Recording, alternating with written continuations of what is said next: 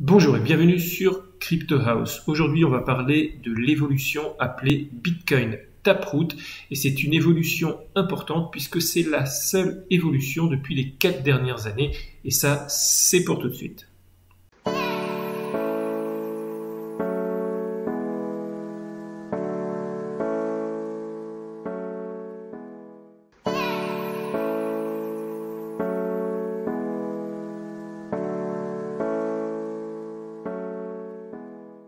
Le Bitcoin est la crypto numéro 1 et c'est une des cryptos qui évolue le plus lentement parce que foncièrement elle n'en a pas vraiment besoin et quand il y a une évolution, c'est une évolution qui est longuement réfléchie. Donc il y a eu le SegWit, il y a eu le Lightning Network, d'ailleurs je vais laisser un lien dans la description pour le Lightning Network parce que j'ai fait une vidéo à l'époque.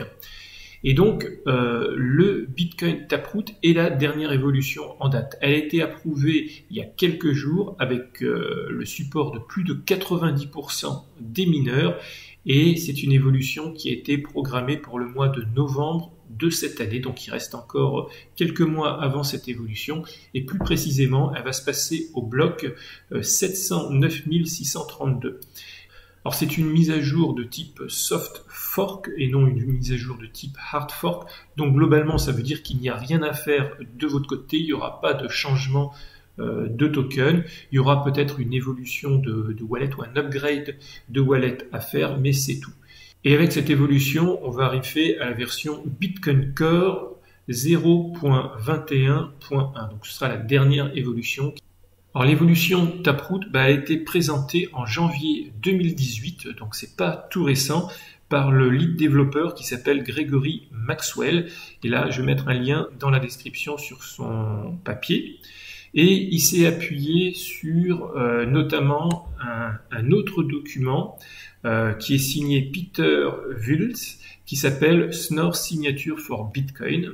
Donc ça, c'est un document qui avait été introduit en 2016, donc encore plus ancien. Et donc, parce que Schnorr Signature, c'est vraiment, on va voir dans la suite de la vidéo, à la base de cette évolution.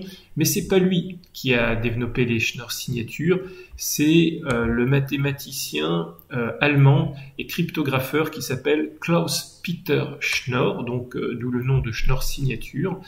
Il est âgé aujourd'hui de 77 ans. Et c'est donc lui qui a découvert ces algorithmes, ces théories sur lesquelles s'appuie aujourd'hui cette évolution du Bitcoin. Sans entrer dans les détails techniques ou la cryptographie, ce qui est important de retenir, c'est que Taproot a pour but d'améliorer la confidentialité des transactions et de permettre des wallets multisignatures et des frais de transaction plus bas. Pour l'instant, le Bitcoin utilise l'algorithme de signature elliptique Curve qui est créé depuis la clé privée et qui permet à ce que seul le propriétaire légitime puisse dépenser les Bitcoins. Alors Taproot, il va changer ça avec les Schnorr signatures, ce qui rend les signatures plus petites, plus rapides et vont rendre les transactions non lisibles, donc ce qui va permettre d'avoir des transactions privées.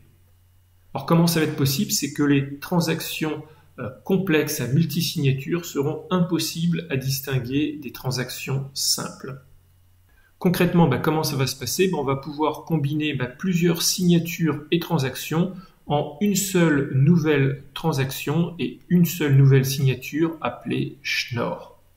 Donc ça va rendre la transaction beaucoup plus privée, mais aussi ce système va permettre de réduire l'espace des transactions, puisqu'on va partir de plusieurs vers une seule transaction, et ça peut aller jusqu'à 20% si la majorité des transactions utilisent le multisignature. Et donc par cela, ça va permettre aussi de réduire le coût des transactions et donc intrinsèquement augmenter la vitesse du Bitcoin.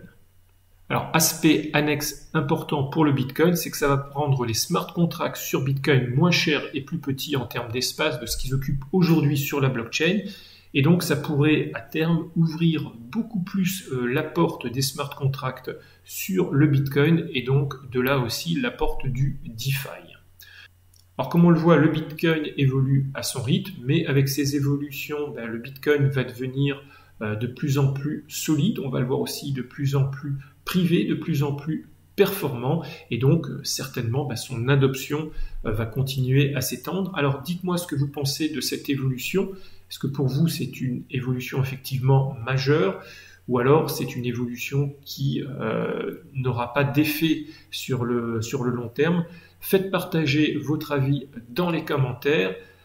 Aussi, n'oubliez pas de mettre un pouce vers le haut, c'est important pour l'algorithme YouTube, et n'oubliez pas de vous abonner si ce n'est pas déjà fait. Et moi je vous dis à bientôt. Ciao ciao.